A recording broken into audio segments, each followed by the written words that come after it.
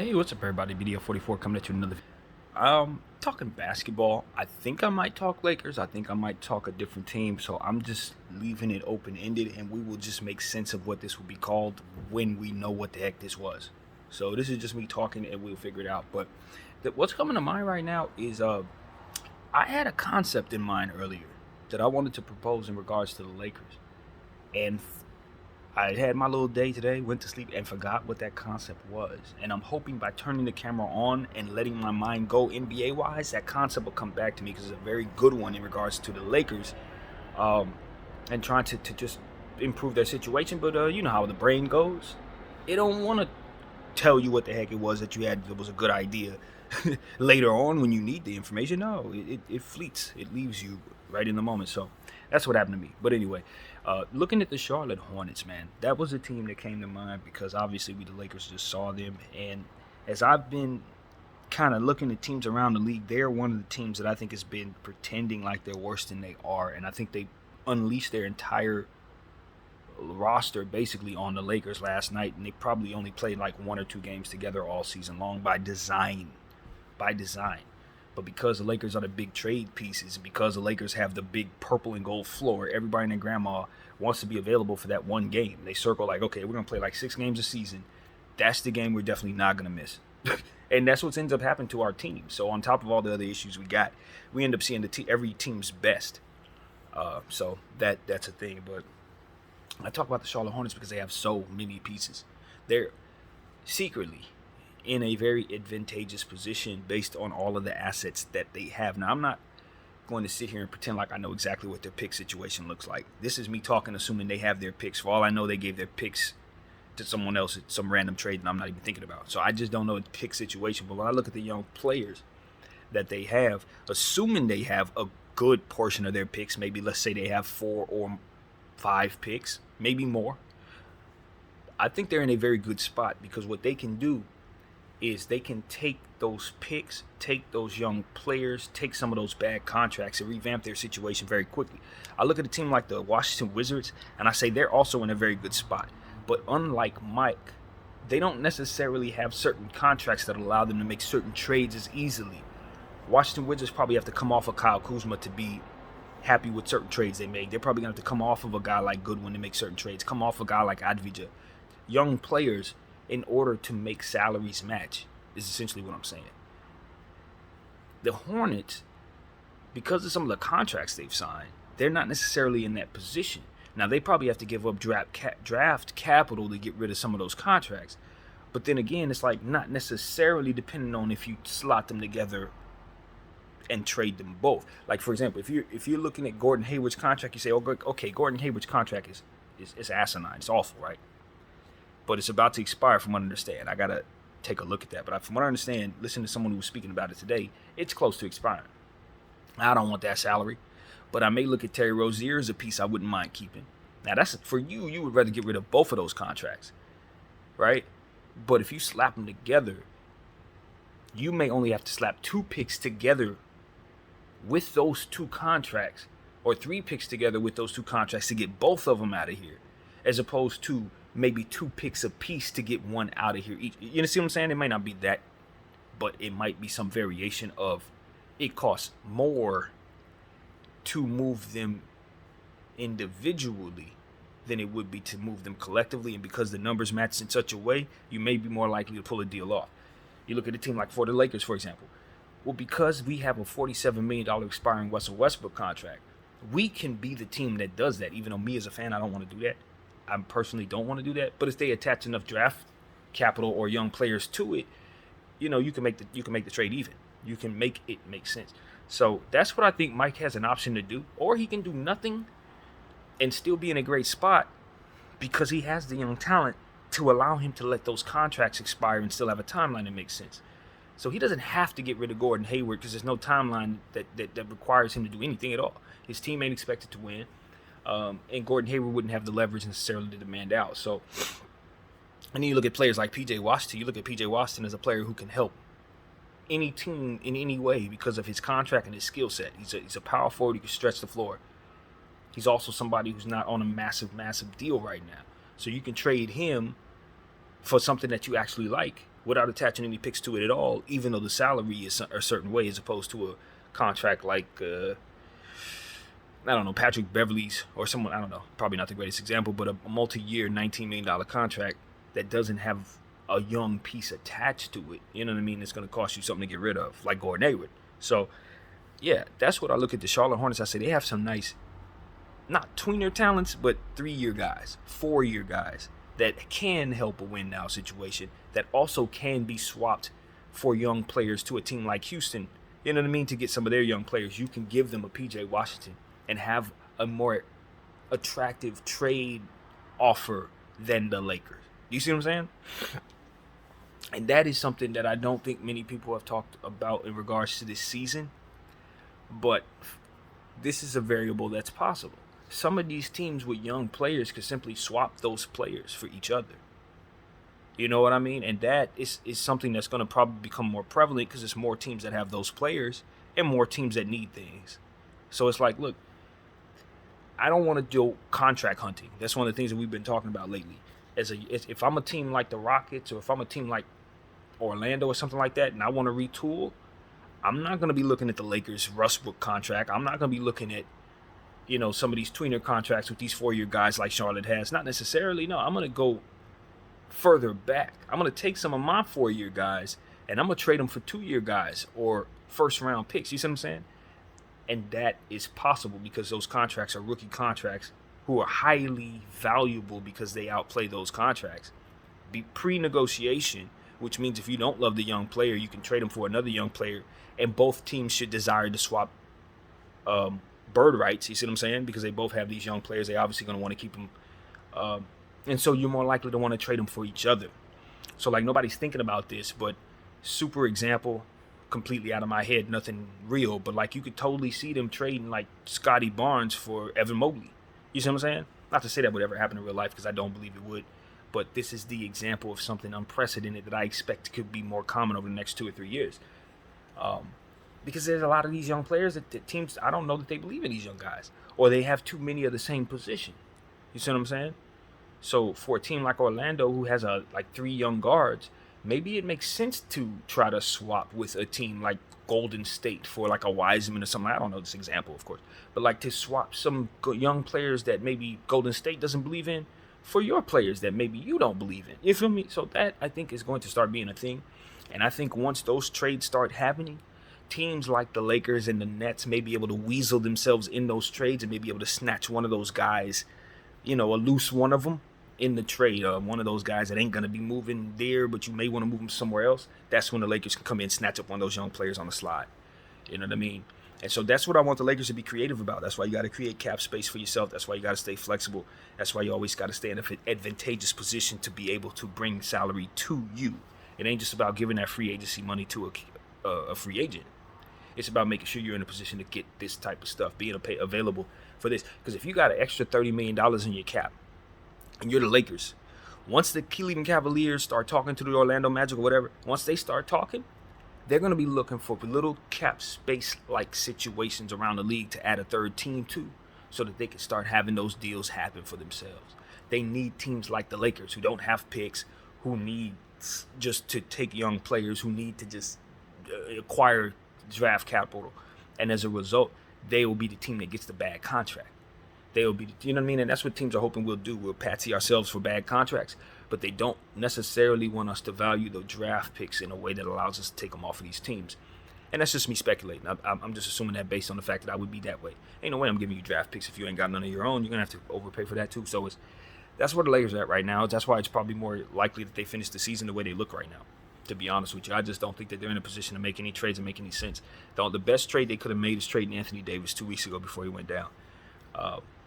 But, that is not something that they saw as reasonable at the time, and I don't blame them. But this was also what could have happened, and here we are. So, the Lakers, it's hard to tell, man. When you're looking at something like this, you say, and this is what came to me last night, the price is the price. Is it going to be expensive to fix our problem? Yes.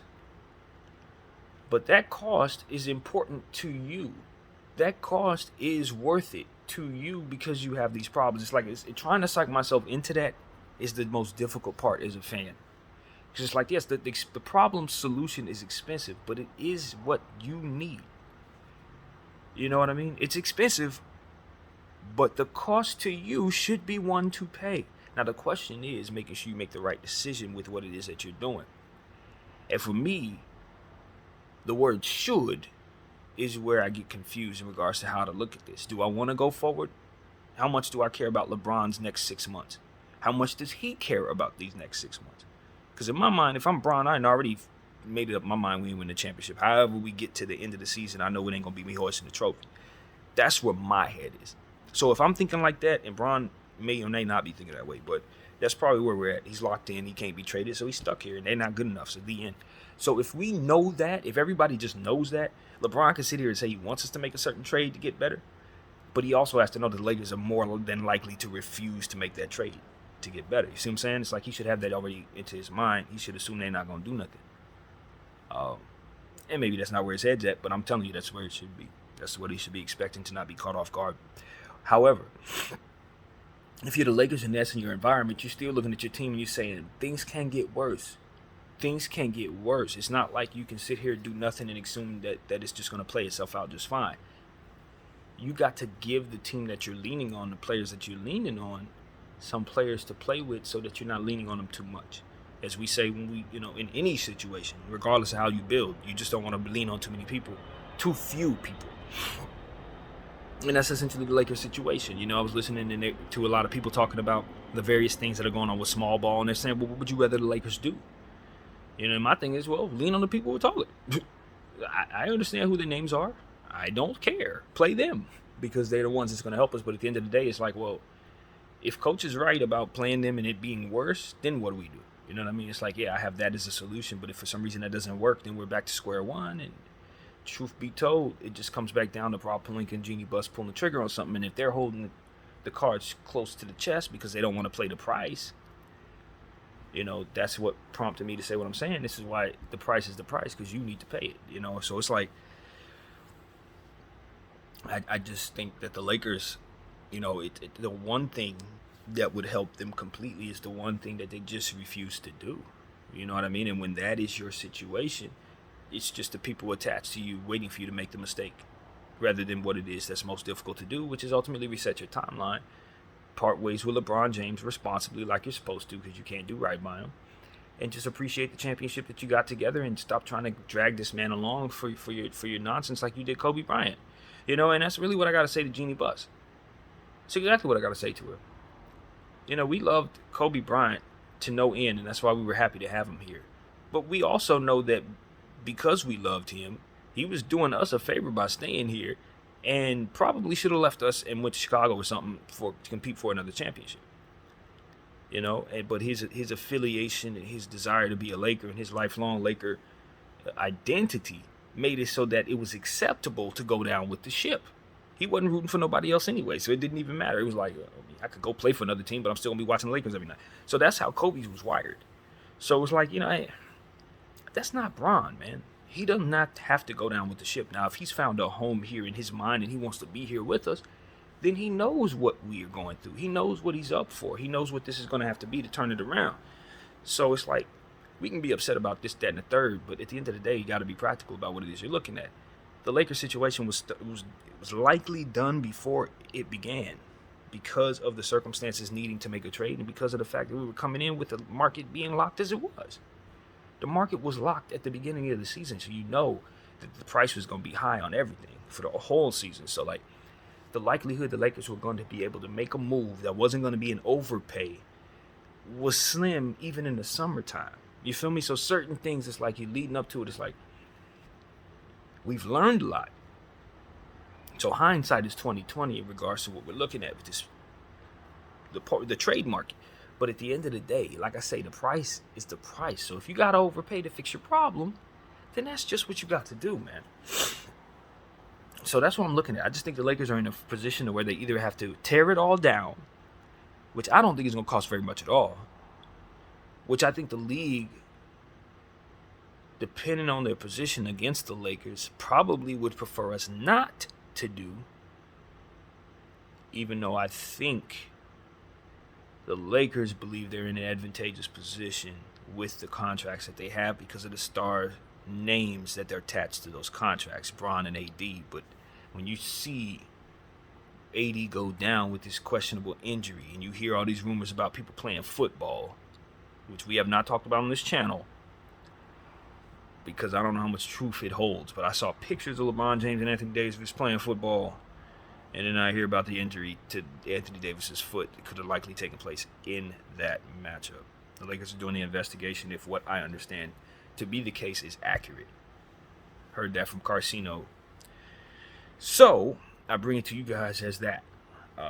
Words from Carcino saying that maybe, just maybe, there's something to look at in regards to a football matchup between Bron and AD. And look, my initial thoughts when I heard that, you guys, and I know I was in a different space, but I guess I'll segue to this. My initial thoughts was, I'm not mad at them for playing football, bro, at all. I'm mad at them for not seeing that type of thing is the type of thing that you cannot take lightly at all. You know, it's not that it's the worst thing in the world. It's just who you are and the reality of self. We talk about self-awareness. If you're Anthony Davis, it's a tough acceptance to be as delicate with your body and then still go out there and have somebody pay you $200 million to play basketball at a super high level. It's like, of course, my body should be able to go out there and run a light football game with the greatest athlete in the world, LeBron James. Like, we should be able to totally go out there and throw the football around, and it should not be a risk for my career. But self-awareness is important. You know, myself, I have a skin allergy. So if I don't wash my clothes with a certain detergent, I'm going to have problems. I can't be in denial about that because I'm going to live with the consequences if I don't adhere to it. You see what I'm saying? And this is where the responsibility comes in. I prefer Tide. Tide smells good to me, but it's not going to work for me. You feel me? So if I'm going to go out and do laundry, it must be done the right way. And so that's what it comes down to. You're making $200 million to play basketball. You make up a half of the cap of the biggest NBA franchise in basketball. Okay, you're in one of the most important positions as the Lakers co-star. And LeBron James, you're the pinnacle of the league. You're an example for all, not just on the court, but off the court in other walks of life across the world. So with that comes a certain level of sacrifice that you're just forced to make if you're going to live up to the example. And the one thing that an athlete cannot do is take his contract responsibilities lightly, especially as it pertains to the physical aspects of things. Now, when we talk about taking a stand, Kyrie style, that's a different conversation. But we're talking about just having a good time recreationally, lighthearted fun, and the harm that it can do based on who you are and what could happen.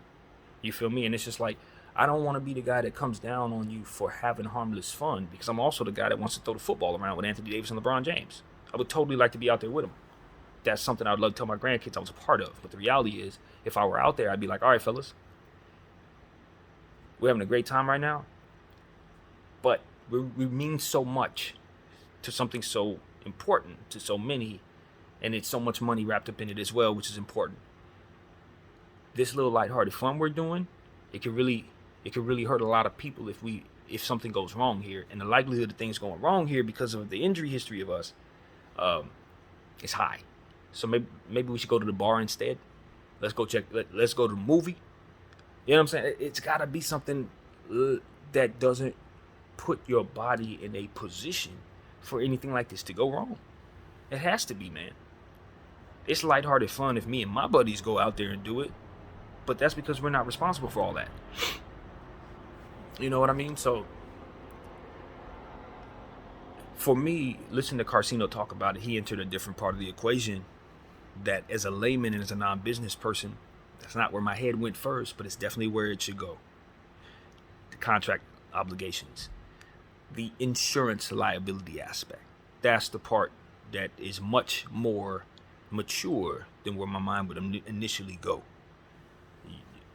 You are insured by the Lakers, you're insured by the league, or what have you. And however that plays out, you have obligations in your contract that make it so that if you do this, this, and this, it can come back on you blowback style. Now, for wealthy guys like Bron and AD, blowback style, a couple dollars out of their pocket, it's not going to hurt them. But that's not the point, because the consequences,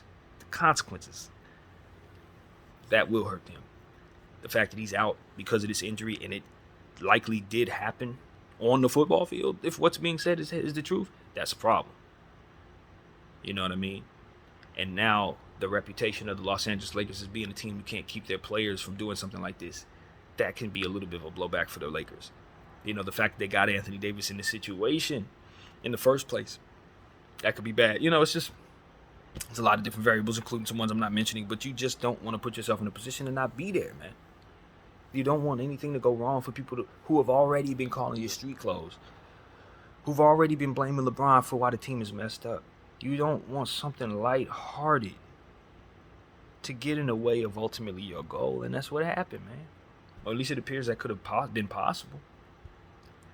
You know, and you just don't want to do that when you're Anthony Davis. You know, you miss as many games as you do. You know, your body does what it does. You know what I'm saying? You just can't afford to do that. Some mistakes can't afford to be made once, man. And I say that with respect to the fact that you don't know what can go wrong until it does a lot of times. But when it comes to this, and you've had the injury issues you had, it's just a mistake you can't make once. And with Bron, it's like, you know, this is sad, man, because this is the exact same thing we were alluding to yesterday. In regards to the game itself, we were talking about how Thomas Bryant had hurt his shoulder on the next play after LeBron James' body language had kind of, it told him to hurry up and get down court. So he rushed down court and immediately did something that got him in trouble with his shoulder. Now, that doesn't necessarily mean it was LeBron James' fault he got hurt, but it was LeBron James' actions that led to his reaction to something that led him to a space where he ended up hurt. Here we go again. LeBron James and Anthony Davis is like, that's your responsibility, bro. If Anthony Davis ain't going to be mature enough and responsible enough to understand that he can't have a lighthearted game of football after practice, it has to be the pinnacle of the NBA's responsibility and the big bro of the league's responsibility and the guy who's been in more finals than most to say, you know what? This is what's required for us to meet our goals. We got to sacrifice this. You know what I mean? We got to sacrifice this. Not AD. We. Because he could just as easily get hurt in that football game too. You got both of the players that represent the majority of your cap running around playing football like it's cool. And this is why it's like Lakers. When we talk about things that parallel with one another, when Patrick Beverley and Austin Reeves and those guys mess up a fast break down the stretch of the game, the only person I'm looking at is the coach, because you're the one that put all them point guards in the same floor at the same time. You created that environment. It's nothing to what happens if not for the coach choosing to put those players on the floor to do those things. And so this is the same thing with the Lakers. It's a parallel. When you put all of your cap money into 2 or 3 human beings and the rest of your cap money is spread out amongst players that are not of level because of it, then when players make little lighthearted decisions to play some football and one of them has an injury because of it, guess what the environment was created did? It effectively left you in a position to where you don't have all of your team because of 2 players' mistakes. 2 men make a mistake and your whole team is gone. That's why you don't build that way. It ain't got nothing to do with whether or not the players are good enough. It has less to do about whether or not you think they can make it through the season, even in the event that you think you can lean on them. You know what I mean? Which is just stupid. Thinking you can lean on 3 players and the rest of the players be garbage, and then you think that's going to be good enough to win. No, you're leaning on those 3 players. I keep telling you. But if you don't think if that's not a variable to you, and you think you got 3 of the most durable players in the world, and that's not going to be a variable, fine. But this is a variable. Something can go completely wrong that has nothing to do with the player's control. Things happen legally. And then what? Now you got one guy who's eating up half your cap out. Just from one mistake. Just from one man's life going a certain direction and not being able to be on the floor. And now your whole team's gone. That just it never made any sense to me, you guys. Moving that way, salute to the Kobe Hour. We're there. But it never made any sense to me, man. Because it is. What if Bron and AD? What if AD the foot and then Bron also had a knee in that same football game? Look, whole team gone just like that. Gone. That's $350 million worth of play right there. In just 2 Players. No, that's bad math. You absolutely do not build that way if you got any sense. So this is why I want the Lakers to blow it up. This is exactly why I need us to blow it up. It's not about whether I want to keep AD or Bron or whether or not I think they can win together anymore. All of that is just not even a part of the conversation. It's about how are we building and how could things easily go wrong if just one player does something. One player has something go wrong in their life. One player decides he can't play right now. Anything like that. Your team is Brooklyn last year. And so to be that example and to see that example and then to want to carry forth and see them want to go and get Zach LaVine and Bradley Beal, I just lose hope for any sense of this not being our reality for the next 5 years. You know, with the regime in place just hell-bent on making superstar players a part of their situation, even if it's not necessarily a foundation from which to make them happy. Them being gung-ho on that being what they want to do, it's just obviously going to fail. It's obviously going to fail. It's been failing. Of course it's going to fail. And so it's just like you see him make that mistake with Westbrook. You know that was an asinine decision. It didn't make any sense, but you were on board with it because you still didn't know any better yourself. Now that we've seen that play itself out, I have no interest in making any more cowboy decisions with this roster, bringing guys in that may miss 30 games a season, may not live up to the contract, may whatever, not even be a winner. I don't want these type of players coming up here eating up half of my cap, making it so that we can't get young players, et cetera, et cetera. We've already talked about it, but like that's a reality that I see so clearly with these rumors and all this different stuff that's going on. I think that Chicago rumor probably ain't gonna happen though. I think most people probably see it the right way if they're paying attention to what's going on with Zach LaVine. He's a really nice player, young player, fits your timeline. If you want to kind of stay long, you want to reset, you can reset with Zach LaVine. But that would be my thing. That would be my thing. Like, let's just say the Lakers make this trade. Boom, we trade Zach LaVine. For Zach LaVine, we give up Russell Westbrook, 2 first-round picks. Maybe that's it. Like that. Maybe that's the trade right there. Okay, you bring in Zach LaVine. The first thing I'm going to want to do is look at Zach LaVine's contract, understand that it's $35 million for 5 years, and immediately want the players that I want Zach to play with. I don't want Bron and AD anymore because that's not the team that fits Zach LaVine's contract, and Zach LaVine's contract's the biggest one. So that's what it becomes for me. It's like, all right, well, now I want athletes. I want stuff that complements Zach. I don't want Zach to be my number one, but I'm building as if Zach's my number 3. And I'm going to get the number 1 and the number 2 to put on top of Zach. Here's the problem with that. Can't do that. Why? Because you're paying Zach like he's a number 1. So that right there is a problem. That right there is a problem. If I get Zach LaVine's contract and I strip it down, trade AD and Bron, now suddenly I got a contract that's going to make it difficult for me to bring championship caliber players to it. This is why the Bulls want to get rid of the contract. You notice how they don't want to build around that big contract. They want to keep everybody but Zach LaVine. They talking about keeping everything else. Why? Because that contract ain't to be built around. They knew that when they signed it. They were hoping they would give it to somebody like us. Wrong answer. Not going to do it. Not if we got any sense anyway.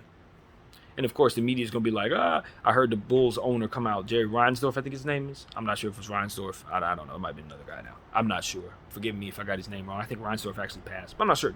But nevertheless, the Bulls owner was sitting up here saying, I'm not going to help the Lakers by giving him Zach LaVine. Liar. You're absolutely lying. I don't believe you're absolutely lying. That contract is not anything anyone should want. You're not doing anybody any favors by releasing that contract to them. And those of us who are savvy enough to know that. That is reverse psychology, Laker fans. That's what that is. I'm not giving the Lakers the Zach LaVine contract. You know what Zach LaVine means to me? Please take this thing. Please take it. Get the hell away from me, Zach. That's actually what he's saying. That's exactly what he's saying. Let's make this contract as desirable as possible so we can fleece an idiot who thinks it's something to want. But the reality is, we know we need to get rid of this thing. We just know no one else knows that it sucks as bad as it is. As it does. That's all it is. That's literally all it is. So, owner of the Bulls is going to be like, I'm not going to give you the Zach LaVine contract. It's impossible for you to get that off of me. And then, as a Laker fan, I'm supposed to say, oh, no, really? It's going to cost 2 picks, huh? Let's throw in Austin then. All right. If we can, let's throw in Wingin then. Fine, let's throw in Max. That's what I'm supposed to say in response to him telling me I can't get what it is that I actually don't want. Get the hell out of here, dude. I ain't that type of stupid. And I'm not going to allow my Laker fans to be stupid either. Zach LaVine is $35 million worth of player that ain't going to live up to that. And I'm going to say that till the cows come home. And if we bring him here, the first thing I'm going to be thinking about is how the hell we can get rid of that contract. I kid you not. The first thing I'm going to be thinking about and talking into this camera about upon acquiring Zach LaVine's contract is how the hell we can get rid of it. That's it. That's all I'm going to be thinking. Okay, what can we parlay this thing for? How can we convince Genie to understand that this thing needs to be parlayed immediately the hell out of here? That's all I'm going to say. That's all I'm going to say is what can we do to get rid of it? How can we get rid of it? What do we have to attach to it to get rid of it? Immediately. You see what I'm saying? Why the hell am I signed up for that? Me personally, I'm 100% not. Simply put, I'm 100% not. So I could not be more against a trade like that. I think it's the worst thing we could possibly do for ourselves. I think that trade is a Trojan horse anchor that's meant to destroy our franchise for years to come. And I think that there are a lot of people here who don't know that because they've been sold some bullcrap about Zach LaVine being a star. And he may be a star at $20 million a year. At $35 million a year, he's an anchor that kills your franchise. So that's what I have to say about that. Let the Bulls, figure that out, man. And like I said, make them pay for that. They got Ayo Dosunmu on a rookie contract. They got Patrick Williams on a rookie contract. And they got Zach LaVine on $1 trillion. As far as I can tell, and they got Dallin Terry on a rookie contract. As far as I can tell, they should be trading everything else. DeMar DeRozan, Lonzo Ball, they stuck with. That's just a bad contract forever. But Caruso, this is stuff they're probably gonna have to get rid of. You know what I mean? And unless the Lakers bail them out by taking that contract from them and then effectively making all their worries go away, thus taking those worries and making them their own. So for a team that doesn't have a whole lot of talent, you say, the Lakers probably should do that. Zach LaVine's a star. Nah, he's not a star. That contract is not a star. That contract is not it. So that's what it comes down to, man. If he wanted to restructure his contract, maybe take a couple years off that thing, then I'd be interested in acquiring it. You take 2-3 years off that thing, yeah, we could probably talk. But as long as that thing says 5 years, $35 million plus, yeah, that I'm gonna look at that. That's going to be probably one of the worst contracts in basketball, if you ask me. It really is. When you think about the expectations of what it is I expect him to give us, the 7 threes in a row that he's going to hit that random game ain't going to be worth it. For all the 25, 30 other games that he goes 3 for 17 and ultimately isn't even there because he's hurt. Hell no. Now, I understand he's a UCLA guy, but I don't even think he's from LA. I think he's a UCLA guy. I think he's from Seattle or some shit. So all this talk about him being from LA, I don't think so, bro. But nevertheless, even if he is from LA with $35 million, I'm not excited. Why? Because we did that with Russell. Russell's from LA too. What the hell that got to do with me? We're over that.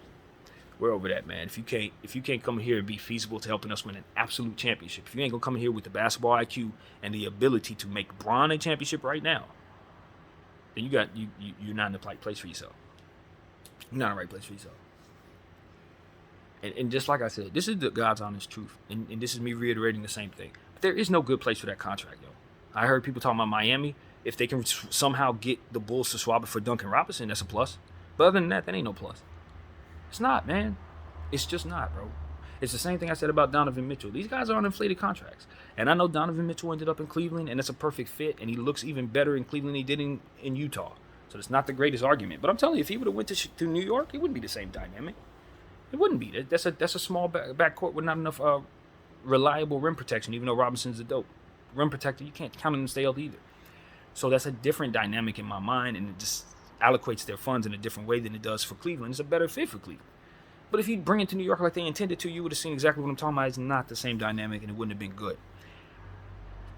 And maybe New York goes for Zach LaVine, and we'll see that exact dynamic play itself out. Because obviously they wanted Donovan Mitchell, Zach LaVine ain't that much different. Not much different. You expect Donovan Mitchell to play a little better. You expect Donovan Mitchell to be more durable, but they're pretty much similar in my mind. So it's like, yeah, similar to New York. Let New York go that route, That's a good place for him to go. They got jumpers and leapers all over the place. That's a perfect place for him. And nobody's expecting him to win any championships. So it ain't going to be nobody complaining when they don't. That's how I look at it. But sending him here? No, we ain't doing that, man. Absolutely not. Just because we're desperate for talent? No, there's a million ways to get talent. And the best way to get talent is to ensure that you have rookie contracts and that you're drafting and getting bird rights left and right. That's it. Everything else is fool's gold and stuff that people shouldn't want that's going to make them worse.